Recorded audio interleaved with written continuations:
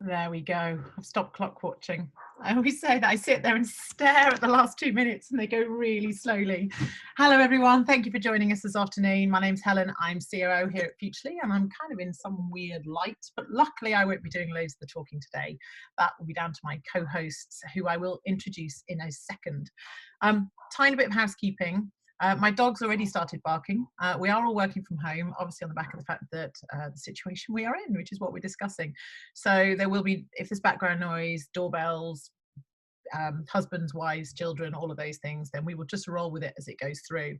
If we have a complete tech disaster and we get cut out, we will restart the session. So please just rejoin using the same link.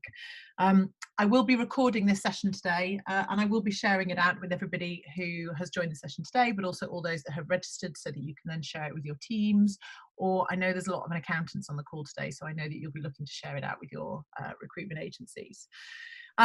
Just before I do introduce my co-host, I said I wouldn't talk and then I talk. It's typical of anybody who knows me. But each week we've been looking at different industry verticals and talking to businesses sitting within those verticals. This week it's been recruitment. And this is the last session of recruitment we're going to do this week. And it is truly quite a terrifying time for most agencies. It's job freezes, furlough, which potentially could result in redundancies. We've then got a recession potentially looming. Something quite close to Craig's heart he's going to talk about is obviously that credit control piece around temporary employees as well. Balancing that is one of the biggest headaches that a lot of the agencies are facing.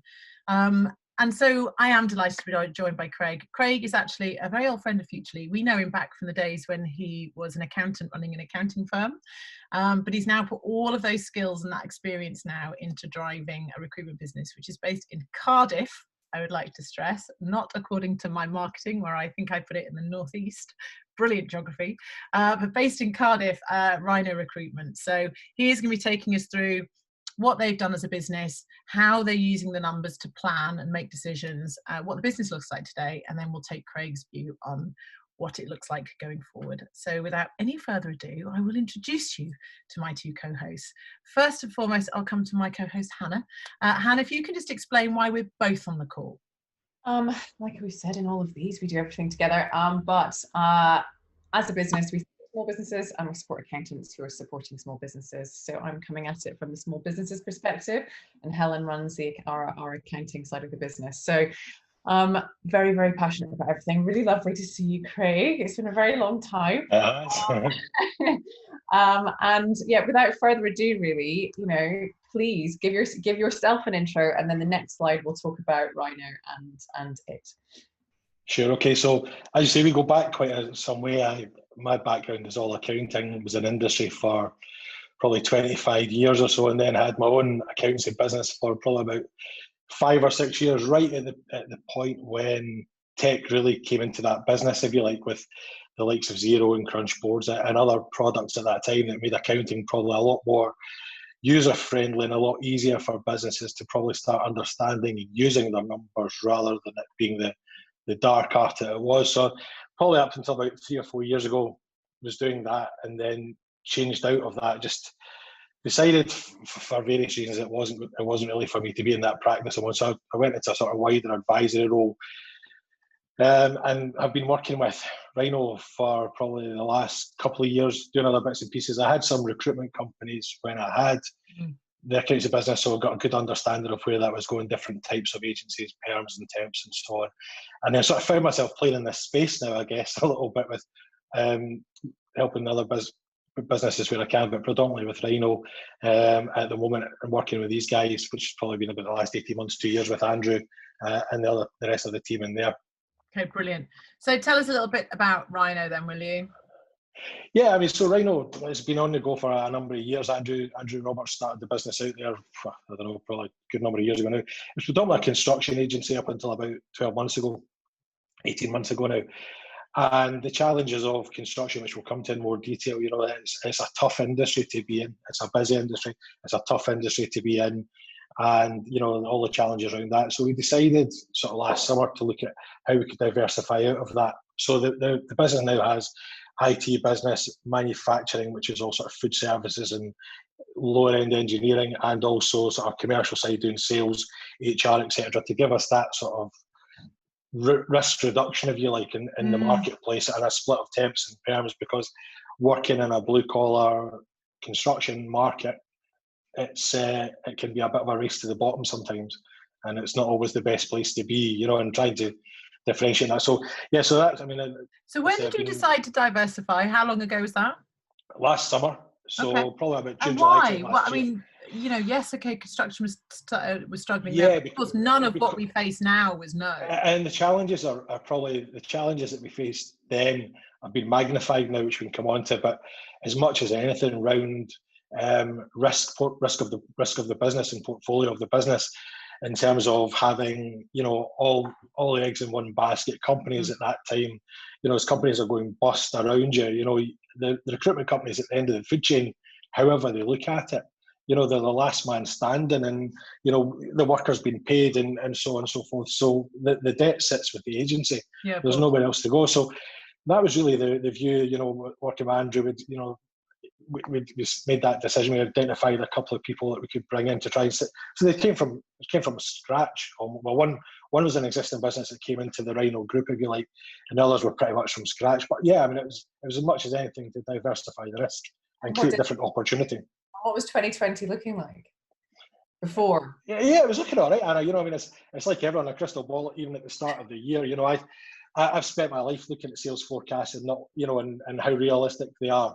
You know, and that's always the challenge of drawing the sort of lines sky, through them and going, no. Yeah, it's just like, but you know, we sort of set ourselves out. You know, we started making some big changes within the business, which I'll come on to, and we were, you know, the year was looking all right. It was starting to look quite interesting, actually. You know, and it was just, and then clearly it was very.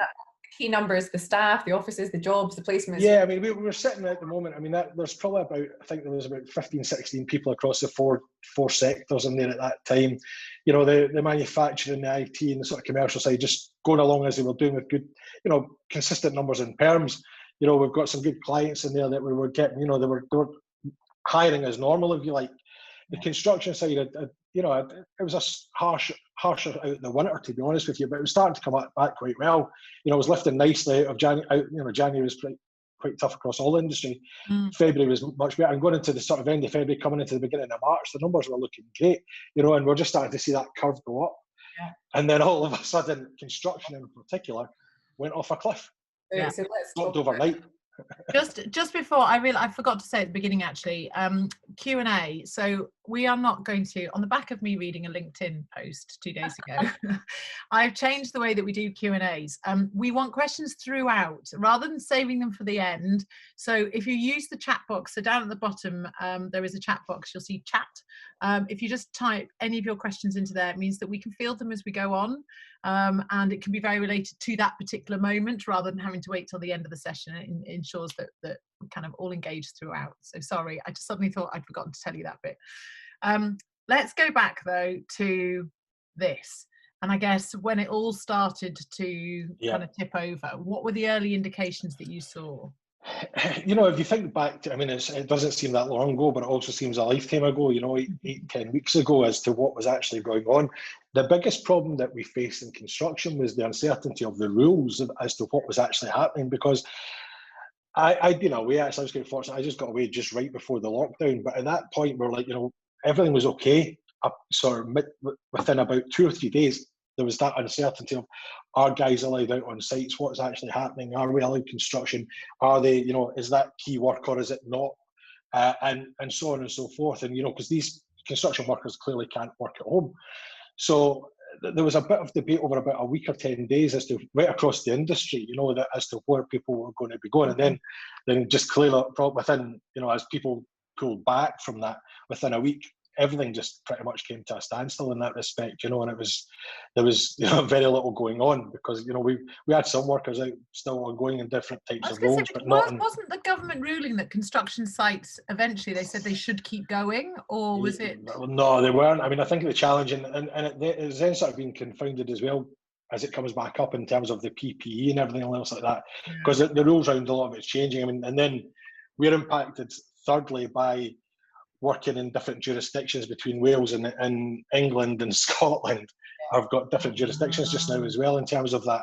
However, the indications for us were that obviously that, you know, the workers just A, weren't either wanting to go out, or B, you know, there had issues around transport and everything else like that as well. But essentially, everything just ultimately, when I think what actually closed it more than anything else was that the sort of supply line closed down, you know, the merchants and so on closed. So there was nothing could get to site.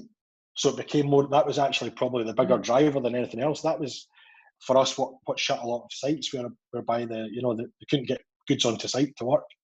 So, and was it more from, but that aside, which you can't really say aside, but from a jobs perspective coming in the top versus the workforce that you've got who want to go out and work, who were showing the first early indications? Was it actually the workers didn't want to go, or? I think I think most, to be honest with it, at that early point, Anna, most people would have been quite happy to carry on working. You know, we weren't getting any sort of pushback on that as much as there wasn't the work to go to, and then the uncertainty around travel and everything else like that was really the sort of drivers. But I think actually, I said before the decision was actually made by a lot of the contractors, it was down to the materials. The supply line was part of that challenge within the construction side anyway. You've also got manufacturing. You've got you diversified, right? Yeah, the manufacturing. You know, again, our side on manufacturing is all permanent. So whilst we had sort of, you know, we had an ongoing pipeline and sort of work going on with that, which we'll come on to in terms of how we were doing that. That was, there still throws a certain uncertainty, although there's food sector and so forth in there. It's back to everyone. It was just the uncertainty's thrown it onto everyone as to how they were going to go forward, and particularly until probably the last couple of weeks, I think, where people are starting to see maybe what it might start looking like and can start actually planning, because nobody knew when we were going to come out of this curve. So at what point would you start looking forward, if you like, rather than being in that bubble of standstill almost, where nobody was willing to make any real commitments in terms of what they were looking to do. So to you, from the business perspective, obviously you can see these early indications, then lockdown starts to happen. What was the immediate impact to lockdown, and what did you do on the back of it? And I mean, I've listed some examples there, but of course you've got costs still going out. So what did you do? Absolutely. I mean, we were very fortunate. Andrew and I worked on this across our whole piece. We kept our, I think until the construction guys got furloughed. Once it just dried up, there was no. They'd already been working from home, and then they went on to furlough. Our suppliers, our main suppliers is our rent, to be honest, in our offices. Was the key one, and to be fair, they were very supportive with us. You know, they worked straight away. They gave us the opportunity to sort of delay the rent payment, if you like, and push it out, which was great. Other suppliers, you know, some have been better than others across the marketplace in terms of the job boards and so on and so forth. But yeah, we engaged with everyone as much as we could, just to sort of, same as everyone else, just to batten down to see to weather the storm, because the uncertainty 8 weeks ago was unknown to all of us.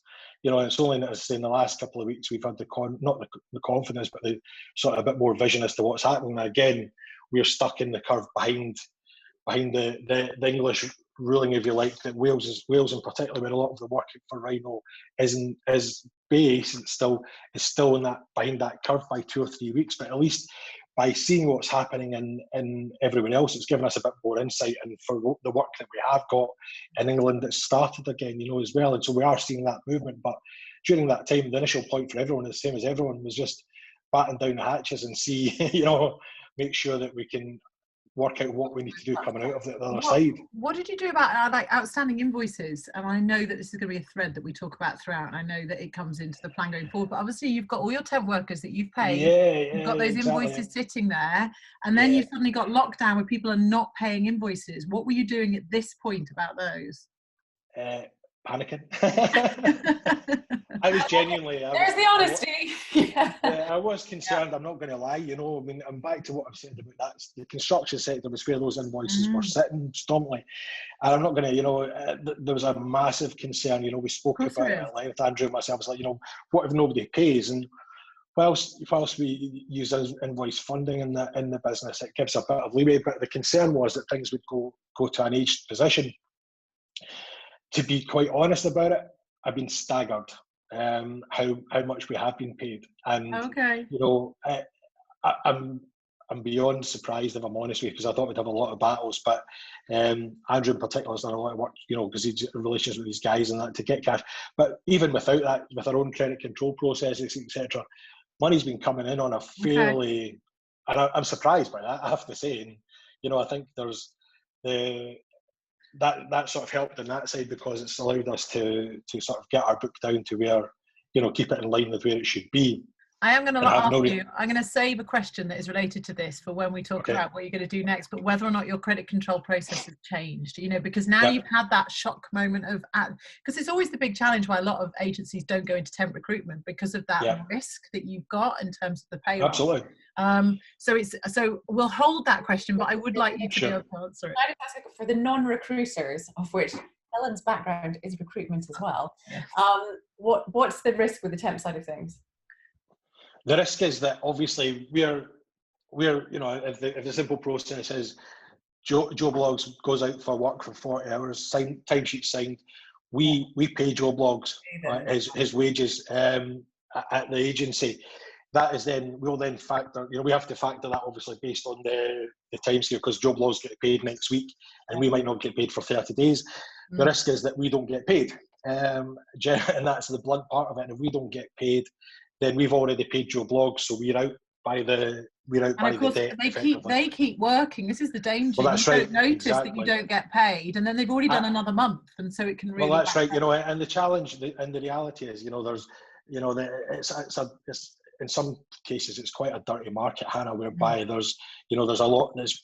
It's very easy, not very easy to scam, but it's not difficult probably in some cases to set up a, you know, to take a company as hell. It says for 6 or 8 weeks. And you can have workers out, and then you end up, they just disappear. And, you know, you hear of that. I'm involved in various different groups and chats around the industry, and it's not uncommon. We did have, I have to say, from my days, a girl who was she was an accountant, but she used to put in, and when we actually looked at it, she was putting in something like 85 hours a week was what she was claiming. And of course, it just didn't get noticed because it was just running through and getting signed up. And it's like, nobody can work that many hours. But of course, it didn't get picked up, and we'd been paying it. And then only when it got sent back in did it actually get, it's a really quite hairy time. What has been the biggest challenge, though, just to finish off this slide, during this period? Yeah, I mean, I think we've the uncertainty, I suppose, is the biggest challenge, because at what point, you know, whilst, you know, Andrew and I speak, I don't know, 20, 30 times a day, regardless, you know, and what's happening, whatever else. But it's, you know, whilst we've been doing a lot in the background, which we'll come on to, it's really at what point do you start pressing the trigger again? That's been the challenge. You know, when's, you know, managing everything and managing people's expectations within the business, as much as anything else, and just trying to get as much insight into what's happening in the marketplace. That's probably the biggest challenge, and I think come on to that as well. But that's probably one of the things that, from the accountancy world, where all the sort of barriers were broken down a number of years ago, and, you know, it wasn't secret, you know, that whole nobody spoke to each other and everyone was dead secret, which I grew up into. That when I came out into the accountancy industry, that, you know, it was fairly open. There was quite a lot of people, you know, sharing knowledge and information became second nature, you know, because there's enough for everyone to go around. But I wasn't aware of that, and the same in the recruitment. So part of that has been creating different relationships with different people as well, and just understanding where the market is going so we can make the decision. Because the worst thing would be is to wait too long and miss the start. You know, my point to the guys all along was, you know, when that race kicks off again, we want to make sure we're at least at the start and we're ready for the gun, and not that the gun's fired because other people are already out. So it's a very balanced, you know, it's balancing everything out with what you know, what's going on in your own market, as well as everything else, to make sure that you've got it there. Well, having just confessed yourself that you want to help your peers, there are 3 questions of which you can now help answer before we move to the next slide. Dan has asked, who is the provider for invoice factoring? We use Rhino, they use Ultimate Finance. Have you guys heard about, so invoice insurance is a relatively new concept that's, you know, in the marketplace, which just ensures as soon as an invoice is raised, you can insure it for up to 90% of the value. The credit check can be done on the customer so that you're not, you know, again, selling to customers that you shouldn't be selling to in the first place. Is that something that you're aware of yet, Craig, or something that I think for recruitment it could be absolutely? I think it's the biggest challenge that faces recruitment. going forward, if I'm honest with you, Hannah, we obviously as part of our funding, we have to have the insurance in place anyway. Now, again, it was one of the reasons we looked at diversifying, because the cost of credit insurance is ridiculous for construction. The risk profile is challenging, and that's going to be one of the biggest challenges coming out of this, which we can maybe come on to, I think, which is really going to have for me, probably the one of the biggest impacts in the sector going forward, and how the sector operates from end to end. Yes, will be credit insurance and the credit risk, because the insurers, the Eulers of this world, and so on, that a lot of people, they're not got an appetite, you know. And so how does explain to me as a mere mortal? So the invoice insurance that you have, it's provided by the banks, is it? Is that right? Well, ours is provided separately by. How does it work? By Euler. We just buy a policy. I mean, there's different ways. Obviously, you can spot insure, which I think Hannah was maybe touching on. Various people that they will spot insure, but for us, the customer has a credit limit with the funder, which is based on their insured limit.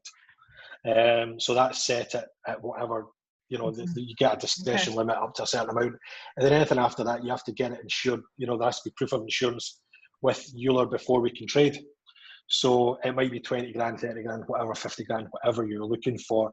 We have to demonstrate that to the funder to allow the invoice to be processed before we trade. You know, we have to have that credit limit set in place before we issue T's and C's to anyone, because that will determine, as much as anything, the terms that we'll issue.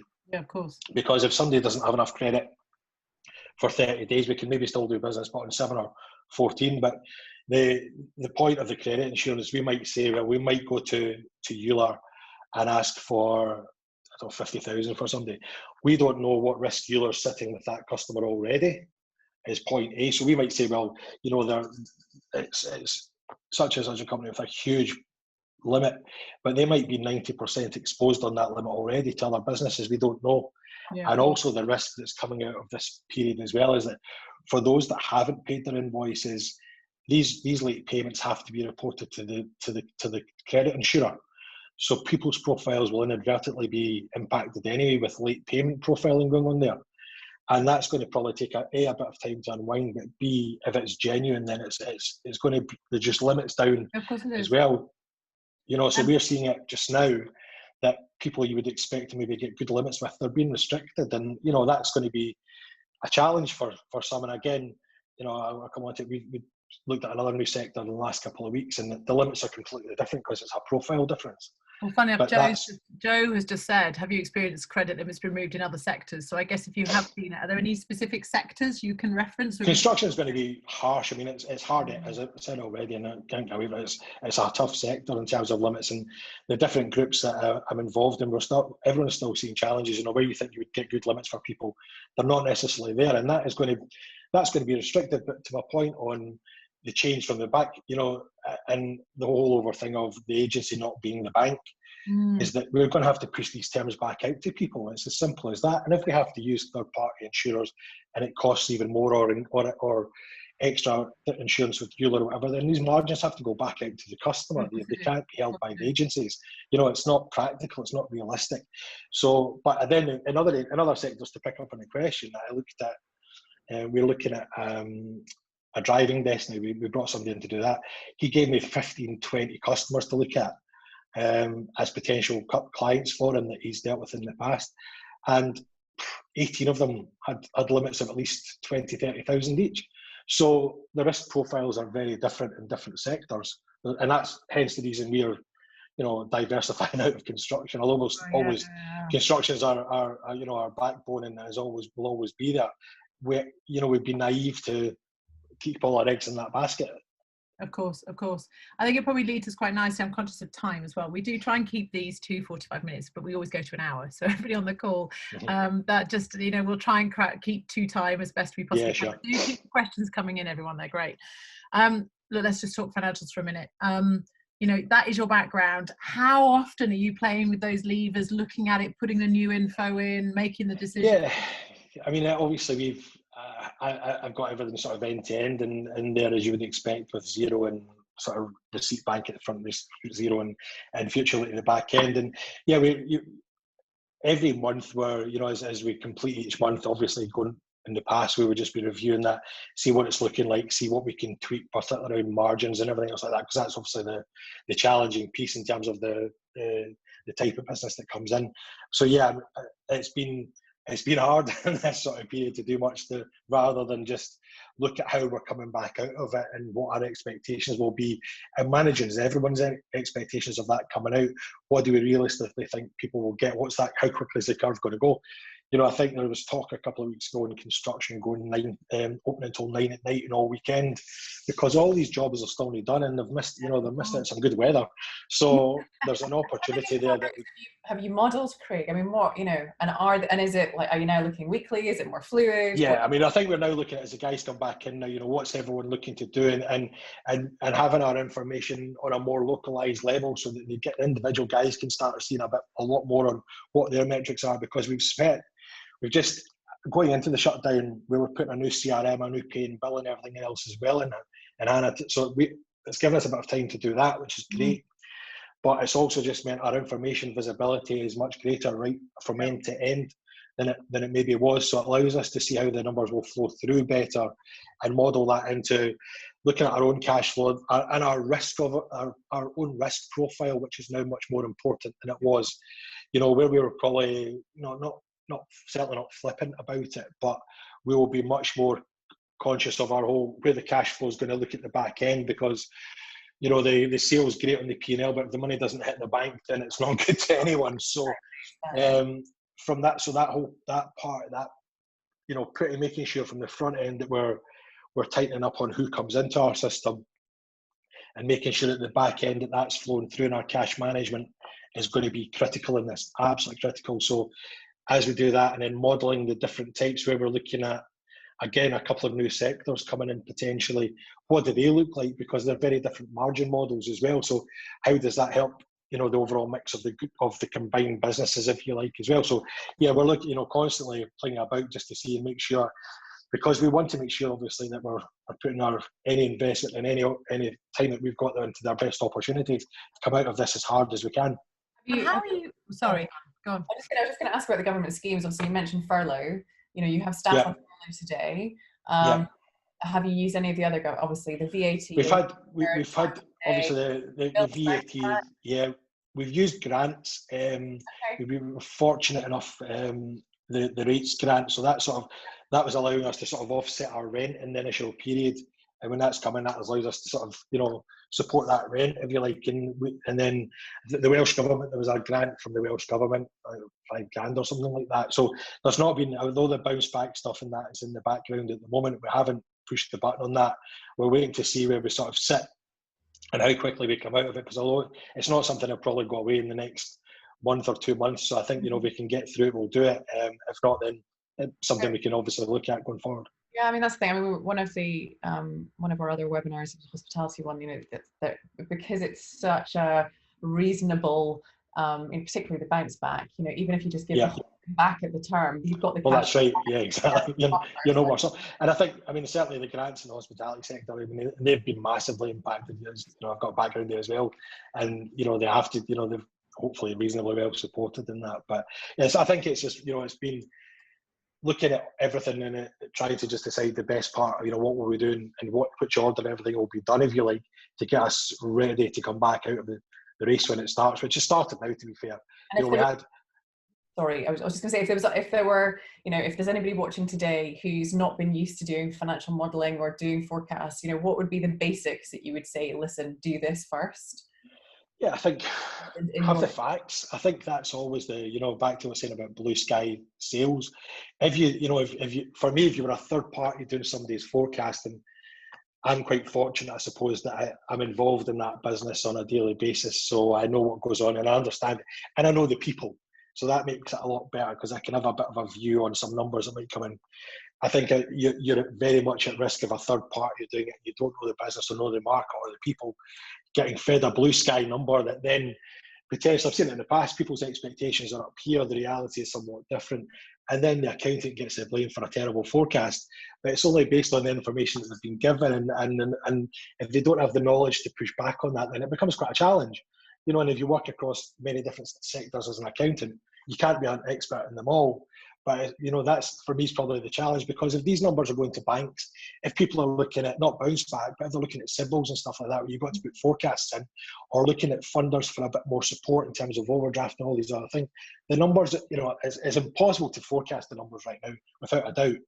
But there's a reality check in there as well of some substance that would allow you to have a chunk of reality and expectation in there. I think I'm on a mission to get as many business owners leveled up to be able to do it themselves, because with the best will in the world, there is this disconnect unless you absolutely between your accountant and the small business, because of the operational drivers that the business knows, so that's but it came out of yesterday, actually. I think the traditional way of forecasting, I'm sure you'll back this as well, Craig, is that you take a salesperson and you've got 10 salespeople, multiply their target by X, and that's what you're going to generate. And actually what came out of yesterday is they said that that's not going to be indicative of the market. So they were going back to forecasting per client, and they were going, right, this client is going to generate, that's the fee, that's the placement, that's the date, that's the fee value, that's what we're going to put into the cash flow. And they were getting, now I appreciate they're not blue collar recruitment, which is much higher volume, I know that, but you can still look at those individual clients and their plans and base your forecasts around that rather than... I think it's absolutely, I think the key to everything coming back out of this is relationships that everyone has, and who what the relationship it will be telling. I mean, we spoke about this last week on our call, is like, where there's people, some companies will say they've got PSLs or whatever, somebody said to me last week, that only means it's a preferred supplier, not the only supplier. But also a lot of the relationships, that we've not got, we've got a lot of the other people may not come back into that relationship. They might be furloughed, they might be redundant, they might not come back into recruitment, whatever else it might be. So it has kind of leveled it a little bit, which is quite interesting. And I was listening to your call from yesterday last night, and we picked up on Audro right at the start of this as a tool for us as well, particularly around the permanent side, and because it suited the market right at that point, because it allows us to access people. But going forward, I can't see past it, given the way that everyone has suddenly found themselves to be a Zoom expert. Can we move on to the next slide, because this is probably done. Yeah, and sorry. For those who weren't on the webinar yesterday, they won't know what Audro is. Okay, sorry. Business today, what have you done? How have you changed it? What have you done to Okay, so as I touched on earlier, we've gone end to end. We've taken the business, Andrew and I have looked at it. We're already looking at a new CRM at the time. We're already looking at a pay and bill. All these things were going to be happening anyway. I suppose this gave us a luxury to get it all bedded in, with nothing else going on round about, if you like, which was great to a point. So that was good. So we've got our new CRMs in place. Everything else, all our systems and processes have been changed internally, and allowing more electronic timesheets, etc. So that's been great. The perm side, the guys have still been going on that side of the market. It's working in, as we touched on, just dealing with talking to people. That's all you can be doing just now. Where people want to talk, they'll talk. Where they don't want to talk, they won't. If they've nothing to say, they won't. They won't take the calls, or they won't have the conversations. But the business going forward for us on here is really around the relationships and how we can then get our, how we package the business that we've got now, because it'll be different. It has to be different. So obviously, you're online, so you're now talking to clients online, or your... Yeah, absolutely. I mean, I think just to touch on Audro, for those that don't know, Audro is... Audro is video interview, and sort of the next level on from Zooms and Skypes and everything of this, and from a recruitment point of view, it's quite interesting for me watching that, because if we go back to the point we're saying about Xero and crunch boards and that back in the day, and where the curve was in terms of the market curve at that start, is still very much at the bottom end of that curve. There's no doubt about it. And when you see, how people like yourselves and others have grown, that will go in a similar way, I think. But the distancing, talking, guys going out and meeting customers and meeting clients, and that's going to be challenging even for the next, I don't know, 3 months, 6 months, I don't know, So we had to adapt to that. How have the clients adapted to interviewing online, especially things like construction, where it's really not the done thing and never has? Blue collar won't do it. You'll never do it in blue collar anyway, really, because it's a case of have you got the CVs and everything's done. But what we are using Audro for that is right to works and checks like that, because we can now get their docs online, which is great, and it all can be recorded. Okay. On the other sides of the businesses, the IT and manufacturing and so on, it's just allowing us to package up candidates differently. You know, Mhm. if we're sending a CV with an interview of half a dozen questions, that's a much better proposition than sending a CV, Is it which is what speeding we're. up the process? Because of course, if you've got Well, yeah, face, it will do, Helen. I mean, we've not seen it. We've used it more for a marketing tool at the moment than we have done for recruitment. But we have been using it for interviews. It will absolutely speed it up, and you know, it just gives that opportunity because the client can interview in the room as well. We can have that, and everything's recorded similarly to today. And so that it's just, you know, we've then got, if we're doing it particularly remotely, and it just gives you a bigger reach into the market geographically as well, and bringing people into the, you know, although we work nationally, you can interview somebody anywhere, and you can place somebody anywhere. We did it ourselves. You know, we've brought one new person and potentially a second into our business in this period. have you that we haven't hired? met. Have you during this period? Yeah. So we Wow. didn't, you know, we didn't know them. We didn't. It was just all done via phone and audio and so on. So yeah, you know, What that's was the decision to hire during this period? Why? What was the trigger that made you go, actually, I can see that there's the, you know, the levers are suggesting that there's an upward movement. We need to hire to support it. Yeah, quite a few things. I mean, the two, well, one's in and the other one's still in discussion. Again, just slightly different sectors. So again, a bit more diversification, which was good. But secondly, the reality is from day one in the sort of lockdown, I've trawled LinkedIn looking at redundant recruiter being my search words, because there's a lot of good people going to be in the market, unfortunately, you know, so our models now, everything's 100% online, particularly with the inclusion of wardrobe, all our systems online. We can have somebody, whether they're in Manchester, Newcastle, Glasgow, Edinburgh, London, I don't care where we recruit somebody from to work for us now, because everything can be done remotely. Amazing. So you know, that's our model going forward, is to, you know, it's not about the location or the sector, it's about getting the right people and wherever they may be. So technology, you know, as we all know, is allowing us to, and people's desires going to change. We know that ourselves. You know, I work from home every day, and I have done for 7 years, but other people's desires will change, and that's where we are now going to see that ourselves as well. What is the expectation of the people within the business to be in the office? Some desperate to be, others, they might have a slightly different view, but our own model going forward will allow that as well. You know, our phones, our desk phones are Wi-Fi. We can have it in our house, still all tagged in if they want it. The mobiles are all connected in to systems. Everything's tying together. So that's the biggest thing that we'll do going forward, I think, is remote working.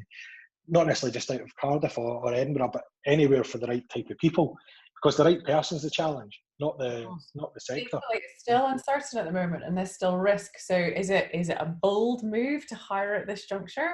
You know, because it's a bold move at any time, Hannah. You know, well, I know. When cash flow is such a concern, and I think so. Yeah, I mean, I think, but on our side of it, you know, it is a bold move. But again, if the opportunities present themselves, you've got to look at them, and if the people come into your radar, then is it something that will work? But again, with everything that's in place, you know, we can see that, and you know, we're not going to sit with somebody for months and months and months not delivering. But you know, it's a chance anytime. But I think, you know, there's the flip of that, I guess, from our side is it's a buyer's market now. Yeah. 3 months ago, it was definitely much a recruiter's market in the marketplace. They could have choice as to where they maybe went. I think it's flipped because there's so many. So you're saying furlough. I think we'll get a better choice. Personally, I think, you know, and unfortunately, people will leave. They'll either not want to work back in the environment that they've been in because of what's happened, or that environment won't be there. And as I touched on with Helen the other day, I also think that August, September will be when there'll be better recruiters, and there'll be another wave of recruiters onto the market, because furlough will end, and I think there'll be some other challenges in business, and that's where we are again trying to make sure that we position ourselves going forward, that our mix is right between temps and perms as soon as we come out of it. So if there's another bump, that we don't get caught in the bump. Yeah. And who we're talking to now in terms of customer base, that we can understand what they're doing and how they're doing. So, you know, I hate to use the word partner with them, but try and get our own understanding of what they're doing, rather than just being a CV provider. Because you know, those days are gone. Well and truly. Long gone now, you know. Just before I move into the future world and where you think it's heading, in terms of today, I mean, have you done anything on your fees? Has this market, have you been forced to drive them down at all during this time? Our fees, well, yeah, I'm a great believer in not reducing fees, because particularly blue collar, it is a race to the bottom. Yeah. And, you know, it becomes detrimental, particularly when you're funding and everything else like that, and cost of insurance and all the ancillary costs. There's a price is a price. For us, we're more focusing on getting longer term temps, if you like. So we know our own marketplace, we know our own workers, so we know we're providing that stability of consistency more than anything else. And in terms of the permanent fees, you know, there's always movement in those, but again, by providing add-ons like Audro and so on, of course, you're reducing the cost of that hire in the first instance anyway, and making it a stronger hire, because they can see who they're talking to before they've met them, and they can do so many other things. So I think, you know, my view's always been the same. I've got, you know, my pricing background doesn't want to reduce margin, wants to deliver better. And, you know, I'd rather be in the top 10-15% than the bottom. I mean, it's the challenge of a service business, isn't it? It's this, because it's not tangible. People think it's a movable, you know, it's too much because I'm not buying a physical thing. And it is often a thing that gets squeezed. I just wonder whether it was during this time you were going to change it. But I think we have to be realistic. Our costs certainly won't come down. I mean, they'll be managed to a level that the market takes, but they'll never be the cheapest. No, the world of 8% is just no. So go on, the future. Let's talk about the future and wrap it into, I guess, those forecasts that you have created. What do you predict, and what are you predicting your business is going to look like? Where are the areas of growth, etc., etc.? I think the biggest, I mean, again, I think it was touched on yesterday, the biggest issue around construction will go. It'll just kick in. It'll just naturally kick in. Again, I'm pretty confident on that. As has probably happened more so, and certainly in Scotland yesterday, they could start from today doing groundworks and so on. England's obviously kicking in.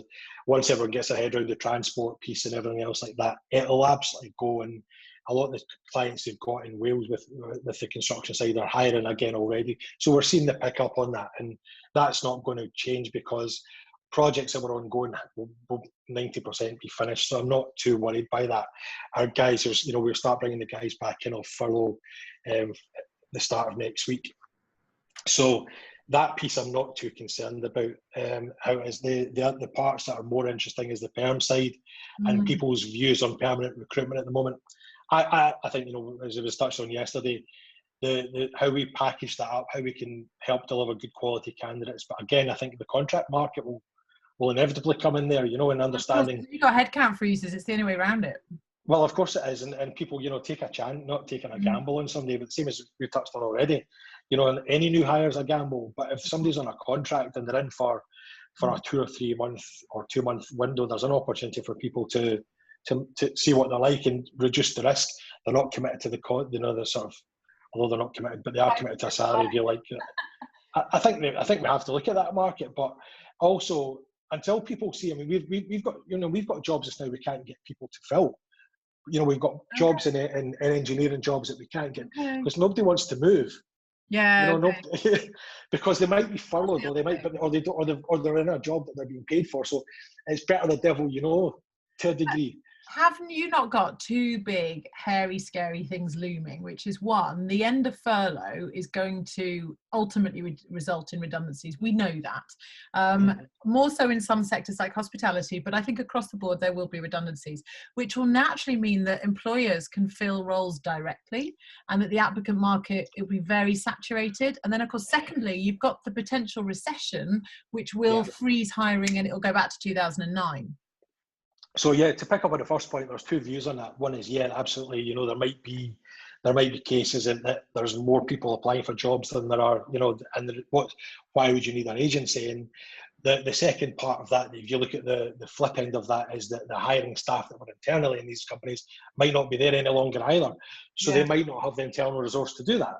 So I take that view that says that how can we become that more of that sort of internal resource for these guys in terms of managed service as much as anything else, because it's the same as, you know, providing payroll or any of the other services into a business. Can you take away that overhead that might be, you know, X thousand? It's terrible to say take somebody's job out, but give them more. You give them a variable rather than a fixed cost, and it's got all the add-ons and the expert knowledge behind it. Now, that's my school of thought. That's how we'd like to approach it. But I take on board that, yeah, there'll be, in some roles, companies will go out and do it themselves. But, you know, that market hasn't worked before. There's agencies there for a reason.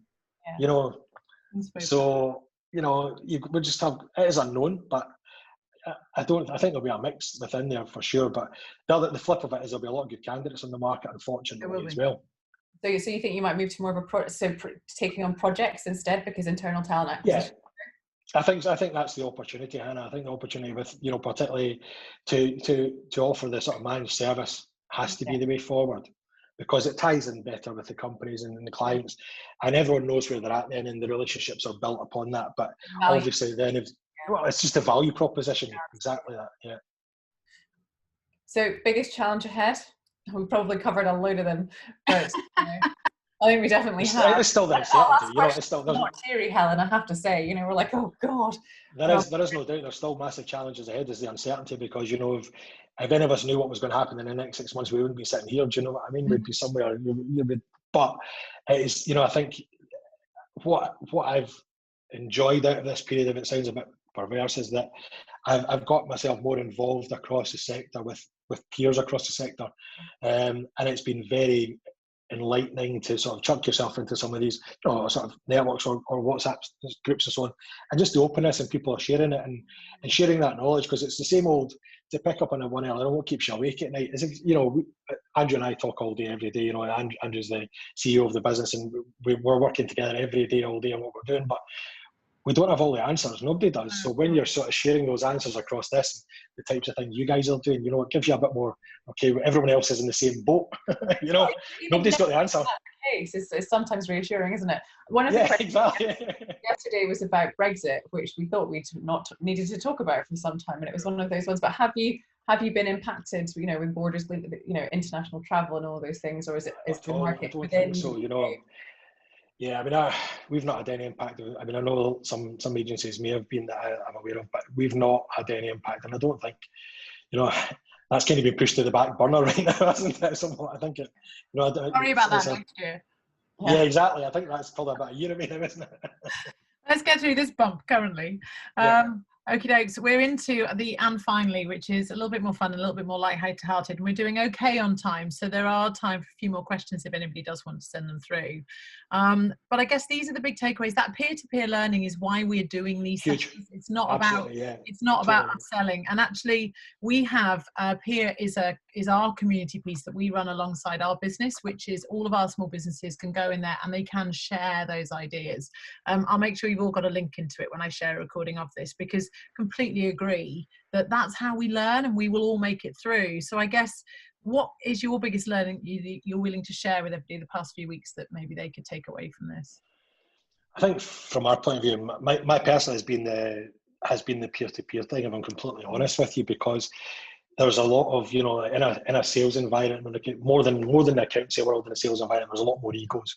No getting away from that, but to have people who are happy to share information and ways of working and opportunities, etc., like that, has been great, and that will stand us. You know, not everyone's going to survive this. There's no, that's the reality of it, and it will definitely be the survival of the fittest and the sharpest. But for me now, you know, when I've got relationships with other people out with the places I've met a lot of new people, albeit online, people I've never met, but, you know, created relationships with people. So for me, that's been one of the biggest things. And again, just being able to reiterate for our own point of view at Rhino is the spread of risk. I was going to say, your diversification, I think, is what has enabled you to come into this. I mean, thank God for last year's decision, but it has. It's quite interesting because yesterday there was a push towards being really niche, because it was a, you know, IT, you know, and engineering recruitment based in Brighton. So, you know, there's a mixed bag of responses there, which has just been. You've got the blue collar and the white collar kind of recruitment sector. Yeah, and different sectors. I mean, again, you've got people who will pay you, people who are used to paying you in 7 days, and people that think they want 60 and 90 days. Yeah. So for us, you've got, you know, we've got to have that across a portfolio of different, albeit they're all sort of trading separate. You know, they're not all under site services, but, you know, it allows us to, we have to split that risk out. You know, we'd be naive not to. Yeah. And also, construction, as Helen touched on, blue collar construction, the margins can be challenging. So, you know. So the next question. I mean, it doesn't have to be 3. It could be 1. But anything that you wish that you'd done before shutdown? I mean, you just had a holiday, so you can't say that. I just had, honestly, I was so lucky. It was great. I was away for, I went to Seville's Magic, but no, not really, because I think it just came upon us so quickly that, you know, because we had such a, you know, it was taken out of our hands, so not massively, I don't think. Okay. Fortunately, I'd had the haircut as well. I'm not so bad. I saw you guys yesterday. I have to say, it's come up a lot as being one of the things. A haircut, a swim in the sea, and I think a holiday have been the top 3 answers. Yeah, no, so I'm 2 out of 3 there. I'm good. So yeah, no, I mean, I think it was just, you know, it would have been. I don't think you could have predicted anything could have changed where we are really. What would be your recommendations? I mean, you've talked about the peer-to-peer piece. Is there anything else on top of that you'd recommend? I think just understanding what actually drives the business. I mean, recruitment can be very much KPI driven, and you know, you can be very dangerous having too many KPIs for the sake of having KPIs. If I go back to the sort of conversations I used to have with people, was, you know, if you were sitting by a pool on your holidays and you were looking at, you know, how your business was doing, what are the 2 or 3 numbers that you want to see? Not a dozen numbers that you want to see. What are the key drivers that, you know, if X, Y, and Z are A, B, and C, then you can have another drink and go to the bar, or do you panic and have to come on the next flight home? And it's no different to that, because it's like, oh, well, you've got to make X, you've got to do X, Y, Z, and it can be very KPI driven. But unless, you know, if somebody's making 10 calls and making 9 sales, they don't need to make, you know, and somebody's making, it's not, you know, it's underneath the KPIs, understanding what's driving each of those. So for me, the recommendations are, it's back to what I touched on earlier on, and knowing the process and how, and probably part of how the people are in there, because it's not a factory making widgets, it's people business. Yeah. You know, it's not, I know I've worked in a, you know, industry when you're making widgets, it's dead easy. The machine will make 100 widgets in an hour type thing. Recruitment's not like that. It can be, you know, you could have 10 jobs in your pipeline and miss out on 9 of them, you know, for whatever reason. Yeah. Sort of down and understanding. So it's understanding what drives the KPIs and which are the actual ones that matter at the end when it all comes through the whole pipeline and the process, what ones actually matter, you know, in terms of, and it's not whether it's, you know, there's obviously cash profits on, but in terms, you know, the productivity as well within there, and where that, what actually needs to be measured rather than 101 different numbers is probably it, because you just get overwhelmed, you know, start looking at the wrong numbers. So for me, that would be the key thing, is understanding what are the key drivers in each part of that business. And forecast against them with them as there. Exactly. And use them realistically going forward. That's right. And, you know, it's, you know, and a sale's not a sale until its money's in the bank. That's always been, you know. No, it's never a deal done. Look, the final question, and there are no more questions, so do get your questions in quickly. Anybody else who has anything burning to ask? But the top things, Craig, that's why. It's been so. What's that? You've covered everything. It's been so brilliant. What are the top 3 things you're going to do before you reopen? Well, whatever reopen means, it's an interesting. Yeah, we kind of are. I think we're doing. I mean, obviously, I'm in a sort of advantage, disadvantage. Like, you know, Andrew's down in Cardiff, and he's been doing all the housekeeping bit, if you like, which has been great. You know, he's had to get the office ready and everything else like that, and which is all done. You know, I say for us, it was just getting everything's in line for our new systems and so on and so forth, and just making sure that when we've been ongoing with the guys, that the message has been consistent to what it's going to be when we come back out into the other side.